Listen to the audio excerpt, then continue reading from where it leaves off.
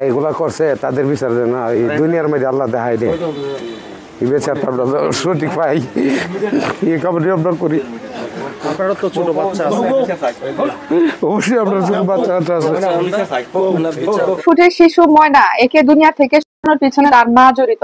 জি, বর্তমান যেহেতু ডিজিটাল যুগ, সকলের কাছে অ্যান্ড্রয়েড সেট আছে, মোবাইল আছে, স্মার্টফোন। হ্যাঁ, স্মার্টফোন। এগুলোর মধ্যে ছোট ছোট বাচ্চারা সবাই অনেক কিছু দেখে, দেখাতে এগুলোতে তাদের মধ্যে একটা সাহসও কাজ করে এবং অনেক কিছু শিখেও ফেলে। আসসালামু আলাইকুম সম্মানিত দর্শক মণ্ডলী, ময়না হত্যা নিয়ে নতুন কিছু তথ্য আমাদের মাঝে এসেছে, যা শুনলে রীতিমতো অবাক হবেন। চাঞ্চল্যকর অবস্থা সৃষ্টি হচ্ছে নেট দুনিয়া তুলপাওয়ার, সামাজিক যোগাযোগ মাধ্যমে ভাইরাল। আসুন একদম কথা না বাড়িয়ে গুরুত্বপূর্ণ সেই আপডেটগুলো একত্রে দেখে আসি। বর্তমান যেহেতু ডিজিটাল যুগ, সকলের কাছে অ্যান্ড্রয়েড সেট আছে, মোবাইল আছে, স্মার্টফোন। হ্যাঁ, স্মার্টফোন। এগুলোর মধ্যে ছোট ছোট বাচ্চারা সবাই অনেক কিছু দেখে, দেখাতে এগুলোতে তাদের মধ্যে একটা সাহসও কাজ করে এবং অনেক কিছু শিখেও ফেলে যে কিভাবে কি করতে হবে। এটাও একটা বড় একটা সমস্যার বিষয়। তবে এটা তো আপনার কাছে পুরো দেশবাসীর কাছে রহস্য, এই যে আজকে 8 দিন হয়ে গেল, মনে করেন কিভাবে তার লাশটা দোতলায় গেল, কে নিয়ে গেল, তার ফিঙ্গারপ্রিন্ট কেন এখনো পাওয়া গেল না। এটা একটা মানে জটলা বেড়ে গেছে। একদিকে যদি মনে হয় যে মসজিদে কাজটা হয়েছে, তাহলে আবার মনে হয় মসজিদে এরকম কাজ হবে। আপনার মনে রক্ত দেখে আসছেন, আছে যখন 7:30 দিকে আমি রক্ত দেখছি, রক্ত দেখে মনে হয় না যে মসজিদে হয়েছে, অল্প রক্ত থাকে না। আবার রক্ত দেখা যায় এক সাইডে একটু কালো, আর এক সাইডে একদম কাঁচা রক্ত দেখা যায়। এটা দেখে মনে হয় যে বাহির থেকে করে নিয়ে আসছে। আবার এটাও চিন্তা আছে বাহির থেকে করে লাশটা কিভাবে মসজিদে ঢুকে নিয়ে আসলো, তার পায়ের ছাপ, হাতের, এগুলা কি এখনো আইন শৃঙ্খলা বাহিনী কেন পেল না, বা ময়না তদন্তে কি আছে সেটাও আমরা জানছি না। এটা এখন পুরো একটা ধূম্রজালের মতন হয়ে গেছে। মানে এটা আর ও তো একেবারে ইয়া ছিল না, কিছুটা ওজন তো ছিল একটা, এরকম মারা যাওয়ার পরে মানুষ শরীর আরো ছেড়ে দেয়, তাহলে তাকে এই যে যেভাবে নিয়ে যাক, এখন যে নিয়ে গেছে এখান থেকে নিয়ে যায় দোতলাতে তুললো, এটা কেউ দেখলো না। এটাই সবচেয়ে বড় জিনিস। চতুর্পাশে বাসা বাড়ি এবং 4 রাস্তার মোড়ে মসজিদ, যে কোনো এক বাসা থেকে কেউ দেখতে পারে। এতটুকু তো অবশ্যই ভয় কাজ করা দরকার। একটা কথা বলবো, জি, মসজিদের দোতলা কি খোলা থাকতো নাকি তালা মারা থাকতো? মসজিদ ওই দিন দুপুর থেকে খোলা ছিল। হ্যাঁ, প্রায় সময় আসরের পরে থেকে মাগরিব পর্যন্ত তালা লক হয় না, আবার মাগরিব থেকে এশা পর্যন্ত লক হয় না। ওই সময় মুয়াজ্জিন সাহেব রুমে থাকেন। আর জোহরের পরে প্রায় সময় খোলা থাকে। তো খাদেম বা কেউ থাকে না, মানে ওনারা যদি থাকে মসজিদে, ওনারা তো ওনাদের রুমে থাকেন। আর মসজিদের জোহরের পরে প্রায় সময় দেখা যায় একজন নামাজ পড়তেছে বা কেউ শুয়ে আছেন, এরকম ভাবে কিছু থাকে। এখানে আমাদের একটা ত্রুটি হয়ে গেছে, দুই পাশে গেট লাগানো থাকা সত্ত্বেও কেন তারা লক করে না, এটা হলো একটু এটা একটা পয়েন্ট। আর সিসি ক্যামেরা নেই না, মসজিদে সিসি ক্যামেরা নেই। এটা উচিত এখন, যেহেতু ঘটনা ঘটে গেছে, এখন তো লাগাবে, শুধু এখানে না, সব মসজিদে লাগাবে। আপনাদের মাদ্রাসা সিসি ক্যামেরা আছে? আমাদের মাদ্রাসায় লাগাবো। হ্যাঁ, যেহেতু দেখেন হয়তো ঠিক আছে এখানে খরচের ব্যাপার আছে, তারপরেও দেখেন কত বড় একটা সিরিয়াস ঘটনা ঘটে গেছে, যেটা 8-9 দিন এখনো পর্যন্ত কোনো কিছু পাওয়া যাচ্ছে না। এটা সিসি ক্যামেরা থাকলে বা মসজিদ থাকলে, মাদ্রাসা বা রাস্তায় যদি থাকলে, একটা দোকানে সিসি ক্যামেরা থাকতো, ধরা পড়ে যেত বা সহজ হতো আইন শৃঙ্খলা বাহিনী। একটা কথা বলবো, সারাদিন তো মনে অনেক সাংবাদিক আসে আপনার কাছে ইন্টারভিউর জন্য। এখানে আসছে কয়েকজনই আসছে, আইসা গত পরশুদিনও একজন আসছে, এসে ইয়া করে নিয়ে গেছেন। জি, হুজুর আপনার বাড়ি কোথায়? এটা আমার বাড়ি, আমার নিজস্ব বাড়ি। এখানেই বাড়ি না? এটা আমার। আপনার ছেলে মেয়ে? আমার 3 মেয়ে 1 ছেলে। আচ্ছা, আপনার মেয়ে তো ওর বয়সী? মানে হ্যাঁ, ওর বয়সী। আমার মেয়ের সাথে ওরা স্কুলে একসাথে পড়ে। ধরেন আপনি একজন বাবা হিসাবে আপনার মেয়ের কেমন আপনার অনুভূতি? মানে এটা তো বলার ভাষা রাখে না যে কতটুকু ব্যতীত হতাম। বাকি সে আমার ছাত্রী হিসাবে, যে আমার মেয়ে নয় এই জন্য যে আমি ব্যতীত নয়, বিষয়টা এরকম নয়।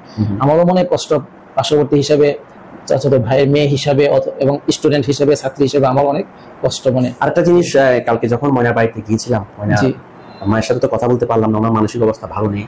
কুবার সাথে কথা বললাম, তাদের আরেকটা কষ্ট হচ্ছে যে এখনো তো মেয়ের খুনি শনাক্ত করতে পারলো না। তার উপরে ময়নার মাকে বলতেছে পরকীয়া, এটা বলে আরো তাদেরকে যে একটা কষ্ট দেওয়া। মানে এই যে বিভিন্ন মিডিয়ায় সত্য না জেনে যে খারাপ বা মন যা চাইলো তাই প্রচার করলো, এটা নিয়ে কি বলবো? এটাই আমি আপনাকে যে বললাম যে আল্লাহ রাসূলের আদর্শের উপরে নয়। আল্লাহ তাআলা কোরআনে কারিমের মধ্যে বলেছেন, ইয়া আইয়ুহাল্লাযীনা আমানু ইন জাআকুম ফাসিকুম বিনাবাইন ফাতাবায়ানু আন তুসিবু কওমান বিজাহালা।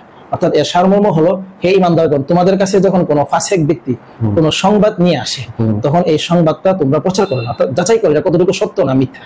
আর হাদিসের মধ্যে আল্লাহ রাসূল বলেছেন, কাফা বিল মারই কাযিবান আইয়ুহাদ্দিসা বিকুল্লি মা সামিআ, যে মানুষ মিথ্যাবাদী হওয়ার জন্য এটাই যথেষ্ট, যখন কোনো কিছু শুনে সেটা অন্যের কাছে বর্ণনা করে দেয়। যাচাই একজন সতী নারীকে যদি যেহেতু জানে না, মানে না জেনে একটা কথা বলাও তো এটা ইসলাম এলাও করে না। কোরআন হাদিসে একটা কথা দুঃখজনক, কয়েকজন হুজুর এটা নিয়ে ওয়াজে করছে যে ময়না মায়ের পরকীয়ার কারণে এগুলো ভাইরাল আছে। হ্যাঁ আমি দেখছি, ভিডিওতে দেখছি। এটাকে আপনি একদম শিওর না হয়ে প্রথম কিছু মানুষের লেখা দেখছি, কিছু মানুষের আবার মানে বয়স শুনছি, অনেকে আবার এটাকে মিথ্যা বলছেন, আবার ওনার যারা মিথ্যা বলছেন তাদেরকে আবার অন্যরা আবার ফাঁসাইতেছে যে না এটা সত্য।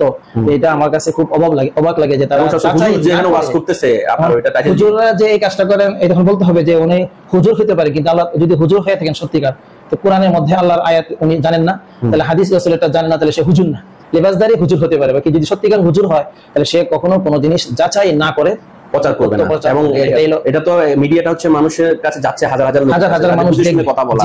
আর যেহেতু এত কথা হচ্ছে ময়না চাচাকে নিয়ে, ছোট চাচাকে, ওটাকে নিয়ে আপনি আত্মীয়, ওনার সম্বন্ধে একটু বলতেন, উনি কি করে বা আপনি কতটুকু দেখেছেন? আমি এমনি শুধু চাচা শুনছি, কোন চাচা এটা আমি সঠিক জানি না। আচ্ছা, যেটা বাড়িতে আছে ওটার কথা বলছেন। ময়নার আপন কোন চাচা বাড়িতে নেই। ও দুই চাচা বাইরে থাকেন, বাকি ও চাচারা আছে বাড়ির পাশে। এখন কে এটা আমার সঠিক জানা নেই। বাকি কত পরশুদিন একটা ভিডিও দেখলাম, তার এক চাচা তো ময়নার এক চাচাকে ময়নার মায়ের সাথে একটা ছবি বড় চ্যানেলে আছে, এটা আমি দেখছি। আমি ওই পরশুদিন দেখে পরে বুঝলাম যে চাচা যে বলে ওই চাচা, মানে এর আগে আমি এটা হচ্ছে কি মানে করেন, ও কুফা বাবা বলছিল কান্না করে যে আমাদের তো কোনো অপরাধীও ধরতে পারলাম না, তার ভিতরে আমাদের চরিত্র হনন, আমরা তো গলায় ফাঁসি দেবো ছাড়া কোনো গতি নেই। হ্যাঁ, এটাই যাক, আল্লাহ সবাইকে হেদায়েত দান করুন। এটাই দুঃখজনক যে একটা জিনিস শোনার পরে সাথে সাথে আমরা মিডিয়াতে প্রচার করে দিই। আর বিশেষ করে আরো দুঃখজনক যে আলেম সমাজ কিভাবে এই জিনিসটা প্রচার করে। আচ্ছা, আপনার কি মনে হয় এটা শুধু ভিউ পাওয়ার জন্য নাকি? আমার মনে হয় এরকমই, যে কিছু উপার্জন করার জন্য বা নিজেকে ভাইরাল করার জন্য হুজুররা এটা করবে। আপনি কি করতে পারে? হুজুর হলে যে সবাই যে ভালো হয়ে যাবে না, করতে পারে। জি, তো আপনি অনেক ব্যস্ত মানুষ এবং ক্লাস চলতেছিল, আমার অনুরোধে আপনি ক্লাস বন্ধ করে আমাকে অনেক চমৎকার করে আমাদের ছোট বোন ময়নার সম্বন্ধে অনেক তথ্য শেয়ার করলেন। যেহেতু আপনি ওনার সম্মানিত শিক্ষক, আপনি সবই জানবেন, সেজন্য আপনার কাছে আসা। এবং দর্শকদের পক্ষ থেকে আপনাকে, আমার চ্যানেলের পক্ষ থেকে অনেক ধন্যবাদ। হুজুর আপনি ভালো থাকবেন। আসসালামু আলাইকুম। ওয়া আলাইকুম আসসালাম। আমার পক্ষ থেকে আপনাকে ধন্যবাদ, এত কষ্ট করে ঢাকা থেকে আসছেন ময়নার সঠিকটা জানার জন্য। আপনার কাছে আমার একটা আবেদন যে আপনার এই চ্যানেলের মাধ্যমে দেশবাসীকে আমরা এটা জানাই দিতে চাই, সবাই যেন আল্লাহর কাছে দোয়া করে যেন আল্লাহ তাআলা দ্রুত সত্যিকার অপরাধী যে তাকে যেন চিহ্নিত। প্রিয় দর্শক, সম্পূর্ণ ভিডিওটি দেখলেন, বুঝতে পেরেছেন ভিডিওটি গুরুত্বপূর্ণ। সব শেষে আমরা যে তথ্যগুলো পেয়েছি সেটা হলো ময়না হত্যার তদন্ত এবং যে স্থিতিশীল অবস্থা এবং যে গতি রয়েছে সেটা দেখে বোঝা যায় যে এটা আর সম্ভব হবে না উদ্ঘাটন করা কে হত্যা করেছে। কেননা প্রশাসন একেবারে কচ্ছপের মতো এগিয়ে চলছে। যদি দুর্দান্তভাবে সেটা এবং কি গুরুত্ব সহকারে সেই কেসটা না নেয় তাহলে সেটা স্লোপ হবে না আমরা মনে করছি। এই জন্য আমরা চাই যে অবশ্যই তাদের পরিবারের পাশে এসে দাঁড়ানো, প্রতিবাদ করা, আন্দোলন করা, তাহলে এই বিচার সুষ্ঠু হবে।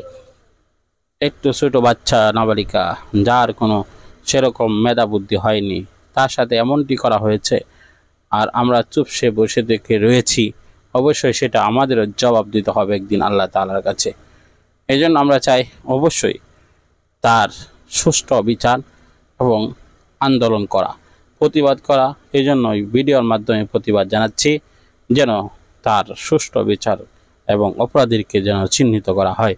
আপনারা যারা ভিডিও বানিয়ে প্রতিবাদ করতে পারবেন না, আমার ভিডিওটি শেয়ার করে দিন, তাহলেই প্রতিবাদে অংশগ্রহণ করা হয়ে যাবে ইনশাআল্লাহ। আজকে মতো বিদায় নিচ্ছি। আসসালামু আলাইকুম।